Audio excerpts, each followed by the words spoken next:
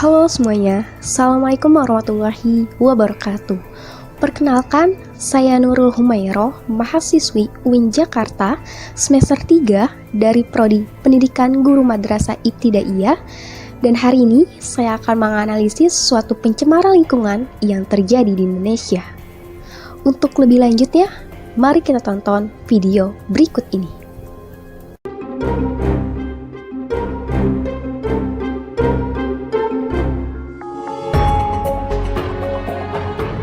Indonesia negara maritim dan kepulauan terbesar di dunia. Perairan Indonesia memiliki luas 6,4 juta kilometer persegi, lebih dari 70% dari keseluruhan wilayah NKRI. Didominasi kawasan perairan dengan ribuan spesies laut, idealnya menjadi kekayaan yang potensial. Namun ironi negeri ini karena tak bisa menjaga lautnya. Sampah mencemari dan mengancam sumber daya yang ada di dalamnya.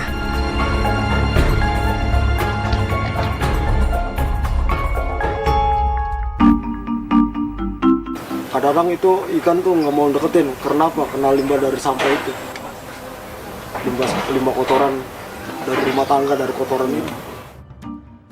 Kapal perahu saya kadang-kadang propellernya terhambat sama sampah karena dia melilit ke baling-baling gitu Bu. Jadi baling-baling itu melilit sama sampah tuh udah nggak bisa bergerak. Otomatis mesin itu panas, ya rusak deh. Takut aja makhluk-makhluk laut itu akan benar-benar lama-lama tuh menghilang karena sampah-sampah tersebut. Apalagi kan di bawah laut kita juga nggak bisa cuma nikmatin, kita juga bisa makan dari situ juga. Aku takutnya nggak ada lagi yang bisa kita konsumsi dari bawah laut. Membersihkan laut Indonesia dari sampah, Divers Clean Action (DCA), sebuah komunitas para penyelam nasional, ikut ambil bagian. Langkah ini berawal dari temuan para pendiri Divers Clean Action saat menjelajah alam bawah laut Indonesia.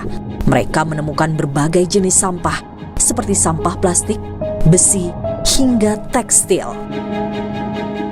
Rusaknya lingkungan berarti hilangnya mata pencaharian warga-warga di pesisir. Di saat laut tersebut sudah rusak, sudah tidak ada ikan, sudah tidak ada lagi hal yang bisa kita cari di sana, berarti ekonomi kita pun sudah akan hilang. Sejumlah aksi penyelamatan laut dari sampah dilakukan, seperti gerakan bersih-bersih pantai dan bawah laut di pantai Desa Tulamben, Karangasem, Bali ini. Tujuannya agar sampah tidak tersapu ombak dan menambah jumlahnya di laut. Selain itu, secara rutin, DCA pun gencar menanam terumbu karang demi melestarikan habitat ikan dan biota laut lainnya. Laut yang bersih tentunya akan memiliki ekosistem yang baik pula. Sehingga pada saat karangnya juga indah, karangnya sehat, karangnya terawat, otomatis itu bisa menjadi rumah untuk ikan-ikan atau biota laut.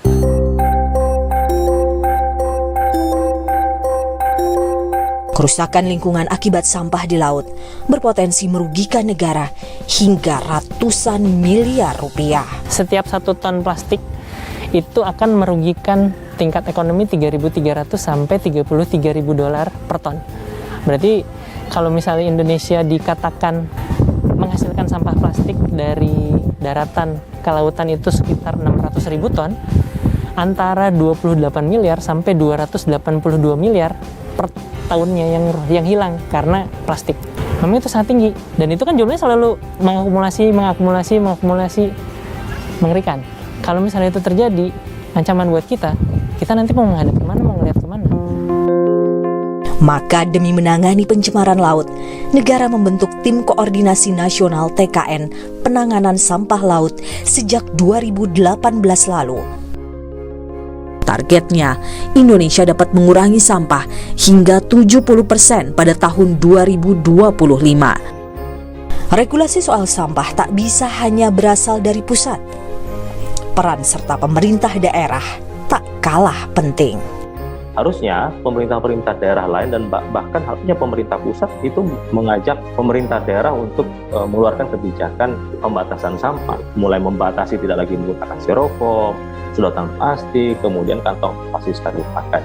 Nah, itu hal-hal yang belum dilihat secara serius oleh pemerintah, padahal itu hal penting untuk mengurangi sampah secara signifikan.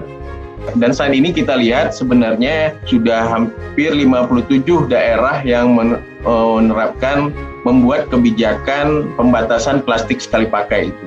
Dan kita sampaikan ke pemerintah daerah, ini sudah harusnya tidak ada keraguan, karena memang pembatasan plastik sekali pakai ini memang menjadi policy pemerintah pusat untuk mengurangi sampah plastik, termasuk sampah plastik laut.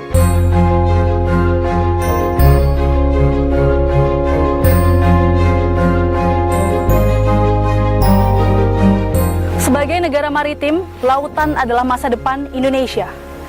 Namun pencemaran laut oleh sampah tak terhindarkan dan kini kian parah. Oleh karenanya, kepedulian, tanggung jawab, dan tindakan bersama untuk mengurangi sampah mendesak dilakukan untuk menyelamatkan lautan kita.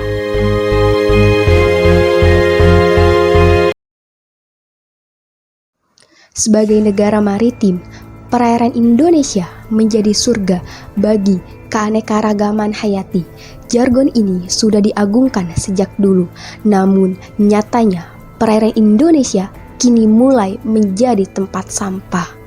Indonesia menjadi negara yang memiliki masalah terbesar kedua dalam pencemaran laut dengan sampah plastik. Ini merupakan masalah yang krusial. Sayangnya, tidak banyak yang tahu bagaimana sampah plastik berdampak pada biota laut di perairan Indonesia. Ini masalah yang harus ditangani bersama. Namun, sedikit sekali yang mengetahui bagaimana sampah plastik berdampak pada hewan laut di Indonesia. Masyarakat diharuskan sadar akan bahayanya plastik mencemari lingkungan. Perlu upaya yang konsisten dari berbagai elemen. Perusahaan harus mematuhi peraturan lingkungan dan pemerintah harus efektif mengelola limbah dan harus memastikan sampah tidak dibuang ke lautan. Sampah laut adalah bahan sisa produk yang ditinggalkan atau dibuang ke laut oleh manusia, baik dengan sengaja maupun tidak sengaja. Begitu juga dengan objek-objek yang diairkan ke laut melalui sungai dan saluran pembuangan limbah rumah tangga dan industri. Secara umum, sampah laut merupakan setiap benda yang ada di permukaan laut, dalam laut, dan pantai sebagai dampak dari aktivitas manusia. Dampak yang ditimbulkan oleh sampah laut dapat mengancam kelangsungan dan keberlanjutan hidup biota perairan. Sampah laut jika secara terus-menerus meningkat, maka akan berpengaruh negatif terhadap rantai makanan, perekonomian, dan kesehatan masyarakat di daerah pesisir yang tidak dapat dihindari. Sampah plastik dalam jumlah yang banyak dapat mempengaruhi biota, terutama dapat menimbulkan resiko yang sangat berbahaya bagi kesehatan makhluk hidup secara langsung, terutama bagi hewan laut seperti ikan, penyu, dan burung-burung, dikarenakan salah konsumsi atau karena kena jeratan, yang kesemuanya ini dapat menyebabkan pendarahan internal, bisul, penyumbatan saluran pernafasan dan pencernaan, bahkan kematian bagi biota laut. Sampah plastik diduga sebagai agen terhadap penyakit terumbu karang. Sampah plastik dapat bertahan hingga bertahun-tahun sehingga menyebabkan pencemaran terhadap lingkungan. Sampah plastik jika dibakar akan menghasilkan gas yang akan mencemari udara dan membahayakan pernafasan manusia. Dan jika sampah plastik ditimbun dalam tanah, maka akan mencemari tanah. Sampah plastik kemasan dan alat rumah tangga merupakan jenis yang sering dijumpai dalam kehidupan sehari-hari dengan sifatnya yang sulit untuk terdegradasi di alam. Sampah ini dikategorikan sebagai limbah penyumbang terbesar dan menyebabkan rusaknya keseimbangan alam. Oleh karena itu, pemakaian plastik yang jumlahnya sangat besar tentunya akan berdampak signifikan terhadap kesehatan manusia dan lingkungan karena plastik mempunyai sifat yang sulit terurai.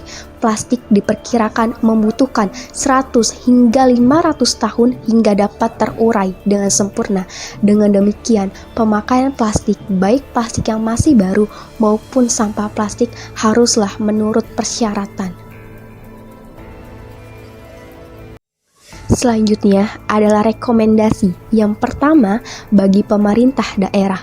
Pemerintah daerah melalui penguatan kapasitas SDM, pembiayaan, manajemen infrastruktur, perubahan sikap, haruslah mengembangkan manajemen persampahan pesisir yang terintegrasi. Yang kedua, pemerintah pusat melalui edukasi dan kampanye peningkatan kesadaran, mendorong program Waste to Energy atau WTE, membuat payung hukum program kantong plastik berbayar, mendorong pemanfaatan sampah plastik sebagai campuran aspal dan memperkuat aturan mengenai manajemen sampah di pelabuhan, pelayaran, dan perikanan. Yang ketiga, dunia internasional dengan menggalang komitmen bersama pengurangan sampah plastik di laut melalui kerjasama bilateral dan regional. Yang keempat, industri melalui peningkatan penggunaan bahan plastik biodegradable, peningkatan investasi industri plastik biodegradable, dan mengenalkan konsep sirkular ekonomi. Yang kelima, akademisi dan NGO melalui kampanye, penelitian, dan pengembangan bak sampah. Selanjutnya adalah rekomendasi sederhana dari saya buat teman-teman mahasiswa dan masyarakat umum. Yang pertama, ganti sedotan plastikmu dengan sedotan stainless. Sedotan plastik sudah digunakan puluhan tahun di Indonesia. Kini, mahasiswa atau masyarakat umum sebagai generasi penerus bangsa harus bisa untuk menyelamatkan lingkungan dengan mengganti kebiasaan lama, yakni dengan membawa dan memakai sedotan stainless. Yang kedua, usahakan menggunakan tas kain. Sebisa mungkin menggunakan tas kain. Selain kuat dan lebih bermanfaat, tas kain dapat mengurangi sampah plastik yang beredar. Yang ketiga, menggunakan tumbler dan bawa air minum sendiri. Penggunaan tumbler dapat mengurangi pemakaian botol kemasan plastik. Usahakan juga membawa air dari rumah maupun sumber mata air untuk mengurangi dampak plastik yang mencemari lingkungan, terutama yang terjadi di sekitaran perairan Indonesia. Yang keempat, mengurangi penggunaan plastik dalam membungkus barang. Penggunaan plastik seringkali masih digunakan untuk membungkus paket maupun kado ulang tahun. Mulai sekarang, gantilah dengan kertas. Kertas dapat dengan mudah diolah kembali, jauh lebih mudah ketimbang plastik yang perlu ribuan tahun untuk bisa terurai. Dan yang terakhir, mengganti plastik atau styrofoam dengan kotak makan. Gabus sintesis atau styrofoam masih digunakan oleh pedagang kaki lima. Selain murah dan praktis, styrofoam dapat menyebabkan masalah lingkungan. Oleh karena itu, bawalah kotak makan untuk mengurangi styrofoam. Mungkin hanya itu yang dapat saya sampaikan. Sekian video analisis dan rekomendasi dari saya. Wassalamualaikum warahmatullahi wabarakatuh.